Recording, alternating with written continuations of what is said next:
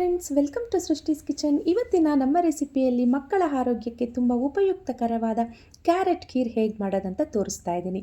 ಮಕ್ಕಳು ಸ್ವೀಟ್ ಕೇಳಿದ್ರೆ ತಕ್ಷಣಕ್ಕೆ ಕ್ಯಾರೆಟ್ ಮನೆಯಲ್ಲಿದ್ದರೆ ಫಟಾಫಟ್ ಅಂತ ಈ ರೆಸಿಪಿನ ಮಾಡಿಕೊಡಿ. ಬೆಳೆಯುವಂಥ ಮಕ್ಕಳಿಗೆ ಆರೋಗ್ಯಕ್ಕಾಗ್ಬೋದು ಅಥವಾ ಕಣ್ಣಿನ ದೃಷ್ಟಿಗಾಗ್ಬೋದು ತುಂಬ ಉತ್ತಮ ಇದು ಕ್ಯಾರೆಟ್ ಖೀರ್. ಟೇಸ್ಟಲ್ಲೂ ಸಹ ಸಖತ್ ಟೇಸ್ಟಿಯಾಗಿರುತ್ತೆ. ಫ್ರೆಂಡ್ಸ್, ಈ ರೆಸಿಪಿನ ಮಾಡಲಿಕ್ಕೆ ನಾನಿಲ್ಲಿ ನಿಮಗೆ ನೋಡಿಸ್ತಾ ಇದ್ದೀನಿ 5 ಕ್ಯಾರೆಟು. ಇದರಲ್ಲಿ 3 ಮಾತ್ರ ಯೂಸ್ ಮಾಡ್ಕೊಳ್ತಾ ಇದ್ದೀನಿ. ಈಗ ಕ್ಯಾರೆಟನ್ನು ಈ ರೀತಿಯಾಗಿ ರೌಂಡ್ಸ್ ಆಗಿ ಪೀಸಸ್ ಆಗಿ ಕಟ್ ಮಾಡಿ ಅದನ್ನು ಚೆನ್ನಾಗಿ ವಾಶ್ ಮಾಡಿ ಇಟ್ಕೊಂಡಿರೋವಂಥ ಕ್ಯಾರೆಟ್ ಪೀಸಸ್ನ ಈಗ ನಾನು ಕುಕ್ಕರ್ಗೆ ಹಾಕ್ಕೊಳ್ತಾ ಇದ್ದೀನಿ. ಈಗ ಕೆಲವೊಂದು ಡ್ರೈ ಫ್ರೂಟ್ಸ್ನ ಆ್ಯಡ್ ಮಾಡ್ಕೊಳ್ಳೋಣ. ಒಂದು 20 ಬಾದಾಮನ್ನು ಹಾಕ್ಕೊಳ್ತಾ ಇದ್ದೀನಿ ನಾನು. ಒಂದು 15 ಗೋಡಂಬಿಗಳನ್ನ ಹಾಕಿ ಒಂದು 4 ಏಲಕ್ಕಿನ ಹಾಕ್ಕೊಂಡು ಈ ಕ್ಯಾರೆಟ್ ಪೀಸಸ್ ಮುಳುಗೋವರೆಗೂ ನೀರನ್ನು ಹಾಕಿ ಕುಕ್ಕರ್ ಮುಚ್ಚಳವನ್ನು ಮುಚ್ಚಿ ಒಂದು 3 ವಿಶಿಲ್ ಕೂಗಿಸ್ಕೊಳ್ಳೋಣ. ಈಗ 3 ವಿಶಿಲ್ ಆದಮೇಲೆ ಓಪನ್ ಮಾಡ್ತಾ ಇದ್ದೀನಿ. ನೋಡಿ, ಚೆನ್ನಾಗಿ ಬೆಂದಿದೆ. ಈಗ ಈ ಬಾದಾಮಿ ಮೇಲೆ ಇರೋ ಹೊಟ್ಟೆಲ್ಲ ತೆಗೆದುಬಿಡೋಣ. ನಾವು ಗ್ರೈಂಡ್ ಮಾಡ್ಕೊಳ್ಳೋಕೆ ಮುಂಚೆನೇ ಈ ರೀತಿಯಾಗಿ ಸ್ವಲ್ಪ ತಣ್ಣಗಾದ್ಮೇಲೆ ಈ ರೀತಿ ಮಾಡ್ಕೊಳ್ಳಿ. ಬಿಸಿಯಲ್ಲೆಲ್ಲ ಮಾಡೋಕ್ಕೆ ಹೋಗಬೇಡಿ. ಈ ರೀತಿ ಬಾದಾಮಿ ಹೊಟ್ಟೆಲ್ಲ ತೆಗೆದು ಪಕ್ಕಕ್ಕೆ ಇಟ್ಕೊಳ್ಳಿ. ಈಗ ಒಂದು ಮಿಕ್ಸರ್ ಜಾರ್ ತೊಗೊಂಡು ಇಲ್ಲಿ ನಾವು ಬೇಯಿಸಿಟ್ಕೊಂಡಿರೋವಂಥ ಕ್ಯಾರೆಟು, ಡ್ರೈ ಫ್ರೂಟ್ಸು, ಹಾಗೆಯೇ ಹೊಟ್ಟು ತೆಗೆದಿಟ್ಕೊಂಡಿರೋವಂಥ ಬಾದಾಮಿನ ಆ್ಯಡ್ ಮಾಡಿಕೊಂಡು ಕ್ಯಾರೆಟ್ ಬೆಂದಿರೋವಂಥ ನೀರನ್ನೇ ಇದಕ್ಕೆ ಸೇರಿಸ್ಕೊಂಡು ಗ್ರೈಂಡ್ ಮಾಡ್ಕೊಳ್ಳೋಣ.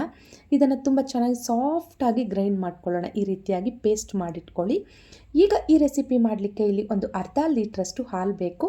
ನೋಡಿ, ಈ ರೀತಿಯಾಗಿ ಅರ್ಧ ಲೀಟ್ರ್ ಹಾಲನ್ನು ನಾನು ಕಾಯಲಿಕ್ಕೆ ಇಡ್ತಾ ಇದ್ದೀನಿ. ನಂದಿನಿ ಫ್ಯಾಮಿಲಿ ಪ್ಯಾಕು ಪಾಯಸಗಳಿಗಾಗಲಿ ಈ ಥರ ಖೀರ್ಗಾಗಲಿ ತುಂಬ ಚೆನ್ನಾಗಿರುತ್ತೆ, ಸ್ವಲ್ಪ ಗಟ್ಟಿ ಇರುತ್ತೆ. ಹಾಗಾಗಿ ಈಗ ಹಾಲೆಲ್ಲ ಈ ರೀತಿ ಚೆನ್ನಾಗಿ ಕುದಿ ಬಂದಮೇಲೆ ನಾವು ರೆಡಿ ಮಾಡಿಟ್ಕೊಂಡಿರೋ ಅಂಥ ಕ್ಯಾರೆಟ್ ಪೇಸ್ಟನ್ನು ಇದಕ್ಕೆ ಸೇರಿಸ್ಕೊಂಡು ಎಲ್ಲ ಚೆನ್ನಾಗಿ ಮಿಕ್ಸ್ ಮಾಡ್ಕೊಳ್ಳೋಣ. ಈಗ ನಾವು ಕ್ಯಾರೆಟ್ ಬೇಯಲಿಕ್ಕೆ ನೀರು ಇಟ್ಟಿದ್ವಲ್ಲ, ಆ ನೀರು ವೇಸ್ಟ್ ಆಗೋದು ಬೇಡ.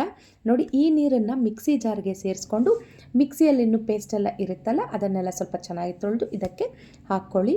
ಈಗ ಕನ್ಸಿಸ್ಟೆನ್ಸಿ ನೋಡಿ, ಇದೇನು ತೀರಾ ಗಟ್ಟಿಯಾಗೂ ಇರಬಾರ್ದು. ಈ ರೀತಿಯಾಗಿ ಒಂದು ಕುದಿ ಬಂದಮೇಲೆ, ಅಂದರೆ ಒಂದು ಉಕ್ಕಿ ಬಂದಮೇಲೆ ನಾವು ಸ್ಟವನ್ನು ಆಫ್ ಮಾಡ್ಕೋಬೋದು. ಯಾಕಂದರೆ ಇದು ನಮಗೆ ತೀರಾ ಗಟ್ಟಿಯಾಗಿ ಇರಲ್ಲ. ಈ ರೀತಿ ನಾವು ಗ್ಲಾಸ್ಗೆ ಹಾಕ್ಕೊಂಡು ಕುಡಿಯೋ ಥರ ಗಸಗಸೆ ಪಾಯಸ ಕನ್ಸಿಸ್ಟೆನ್ಸಿ ಆ ರೀತಿ ಬರುತ್ತೆ, ಅಂದರೆ ಗಸಗಸೆ ಪಾಯಸ ಕನ್ಸಿಸ್ಟೆನ್ಸಿಯಲ್ಲಿ ಬರುತ್ತೆ. ಈಗ ಗ್ಯಾಸ್ ಸ್ಟವ್ ಆಫ್ ಮಾಡ್ಕೊಂಡ್ಮೇಲೆ ಇದಕ್ಕೆ ಒಂದು 3 ಟೇಬಲ್ ಸ್ಪೂನಷ್ಟು ಸಕ್ಕರೆನ ಹಾಕ್ಕೊಳ್ತಾ ಇದ್ದೀನಿ. ನೋಡಿ, ಈ ಕಪ್ಪಲ್ಲಿ 1 ಕಪ್ಪು, ಜಾಮೂನ್ ಕಪ್ ಸೈಜ್ದು 1 ಕಪ್ಪಷ್ಟು ಸಕ್ಕರೆನ ಹಾಕ್ಕೊಂಡಿದ್ದೀನಿ. ಸ್ಟವ್ ಆಫ್ ಮಾಡಿಕೊಂಡು ಸಕ್ಕರೆನ ಸೇರಿಸ್ಕೊಂಡು ಈ ರೀತಿ ಮಿಕ್ಸ್ ಮಾಡಿಕೊಂಡ್ರೆ ಸಾಕು. ನಮಗೆ ಸಕ್ಕರೆ ಎಲ್ಲ ಆ ಬಿಸಿಗೇನೆ ಕರ್ಕೋಗುತ್ತೆ. ಈಗ ಇದು ಸ್ವಲ್ಪ ತಣ್ಣಗಾದ್ಮೇಲೆ ಸರ್ವ್ ಮಾಡಿಕೊಂಡ್ರೆ ತುಂಬ ಟೇಸ್ಟಿಯಾಗಿರುತ್ತೆ. ಇದಕ್ಕಿನ್ನೂ ಸ್ವಲ್ಪ ಎಕ್ಸ್ಟ್ರಾ ಫ್ಲೇವರ್ ಅಥವಾ ಎಕ್ಸ್ಟ್ರಾ ಟೇಸ್ಟ್ಗೋಸ್ಕರ ಇಲ್ಲಿ ಸ್ಟವ್ ಮೇಲೆ ಒಂದು ಚಿಕ್ಕ ಬಾಣಲಿ ಇಟ್ಟು ಅದಕ್ಕೆ 1 ಸ್ಪೂನಷ್ಟು ತುಪ್ಪನ ಹಾಕ್ಕೊಂಡು ಸ್ವಲ್ಪ ಬಾದಾಮಿ ಪೀಸಸ್ಗಳನ್ನು ಹಾಕಿ ತುಪ್ಪದಲ್ಲಿ ಇದನ್ನು ಫ್ರೈ ಮಾಡ್ಕೊಳ್ತಾ ಇದ್ದೀನಿ. ಬಾದಾಮಿನ ಈ ರೀತಿ ಸಣ್ಣದಾಗಿ ಕಟ್ ಮಾಡಿಕೊಂಡು ಫ್ರೈ ಮಾಡ್ಕೊಂಡಿರೋ ಅಂಥ ಬಾದಾಮಿ ಪೀಸಸನ್ನು ತುಪ್ಪದ ಸಮೇತ ಇಲ್ಲಿ ಕ್ಯಾರೆಟ್ ಪಾಯಸಕ್ಕೆ ಸೇರಿಸ್ಕೊಂಡು ಎಲ್ಲ ಒಮ್ಮೆ ಚೆನ್ನಾಗಿ ಮಿಕ್ಸ್ ಮಾಡ್ಕೊಳ್ಳಿ. ನೋಡಿ, ಕನ್ಸಿಸ್ಟೆನ್ಸಿ ಅನ್ನೋದು ಈ ರೀತಿಯಲ್ಲಿರಬೇಕು. ಇದು ತೀರಾ ಗಟ್ಟಿಯಾಗಿರೋದು ಆ ಥರ ಏನಿಲ್ಲ. ಜಸ್ಟ್ ಒಂದು ಕುದಿ ಬಂದಮೇಲೆ ಸ್ಟವ್ ಆಫ್ ಮಾಡ್ಕೊಳ್ಳೋದು ಅಷ್ಟೇ. ಈಗ ಇಲ್ಲಿ ಸ್ವಲ್ಪ ತಣ್ಣಗಾದ್ಮೇಲೆ ನಾನು ಇಲ್ಲಿ ಗ್ಲಾಸ್ಗೆ ಹಾಕಿ ಸರ್ವ್ ಮಾಡ್ಕೊಳ್ತಾ ಇದ್ದೀನಿ. ಇದು ಬಿಸಿ ಕುಡಿಯೋದಕ್ಕಿಂತ ಈ ರೀತಿ ಸ್ವಲ್ಪ ತಣ್ಣಗಾದ್ಮೇಲೆ ಕುಡಿಲಿಕ್ಕೆ ಟೇಸ್ಟ್ ತುಂಬ ಚೆನ್ನಾಗಿರುತ್ತೆ. ನಾನು ಹೇಳಿದ ಹಾಗೆ ಮಕ್ಕಳು ಸ್ವೀಟ್ ಕೇಳಿದಾಗ ಈ ರೀತಿ ಮಾಡಿಕೊಡಿ, ಅವರ ಆರೋಗ್ಯಕ್ಕೂ ತುಂಬ ಒಳ್ಳೆಯದು. ಪಾಯಸ ಸಹ ತುಂಬ ಒಳ್ಳೆ ಟೇಸ್ಟಿಯಾಗಿರುತ್ತೆ. ಒಮ್ಮೆ ಟ್ರೈ ಮಾಡಿ. ಈ ರೆಸಿಪಿ ನಿಮಗಿಷ್ಟ ಆಗಿದ್ದಲ್ಲಿ ನನ್ನ ಚಾನಲ್ಗೆ ಒಂದು ಲೈಕ್ ಮಾಡಿ, ಶೇರ್ ಮಾಡಿ, ಸಬ್ಸ್ಕ್ರೈಬ್ ಮಾಡಿ. ಮುಂದಿನ ವಿಡಿಯೋದಲ್ಲಿ ಭೇಟಿಯಾಗೋಣ.